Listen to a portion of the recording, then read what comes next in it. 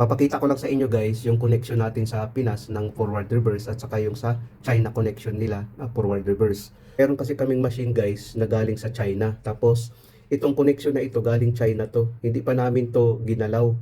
Tingnan mo yung connection nila sa kanilang forward reverse. Kung makikita natin, tama dito may looping. Tapos dalawa yung overload na ginagamit nila. Dalawang overload ang ginagamit nila, no? Kung makikita natin. Tapos ang looping nila guys dito sa ilalim ng overload, no? Tapos motor na yan dyan. Ito yung connection ng China. Kung makikita natin, dalawang overload. Tapos ang looping dito, mayroong looping dito sa taas. Dito naman sa baba ang looping. Sa atin kasi dito ang looping natin eh. Dito tayo magja-jumper ng wire. Sa kanila kasi dito sa baba. Kung makikita natin ang pagkakaiba. Meron akong example dito, yung wiring natin sa Pinas. Ito kung makikita natin guys, ito yung wiring natin sa Pinas, oh. Sa forward reverse, mayroon tayong looping dito or jumper sa wire. Ito yung forward, ito yung reverse.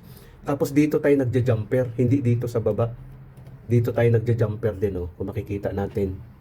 Ito kasi yung madalas na turo sa school sa Pinas. Kabaliktaran naman sa China. Pero ganun pa man, pareho lang naman ang wiring, gagana at gagana din naman. Tapos isang overload lang ang ating ginagamit. Sa kanila kasi dalawa. Kung makikita natin sa China guys, dalawang overload, oh. Dalawang overload relay ang kanilang ginamit papunta sa ating motor. Ito kasi ay additional auxiliary contact ito. Kung makikita natin, oh, isang overload lang ginamit natin. Yun ang pagkakaiba sa China at saka sa Pilipinas na wiring natin sa forward reverse. Kung makikita natin guys, gumagana na yan. I-try natin. Kung makikita natin guys, gumagana na yan. Forward. Gumagana na yung motor natin. Tapos may interlocking din tayo. Off.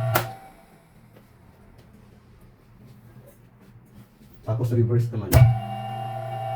May interlocking din tayo. Tapos off.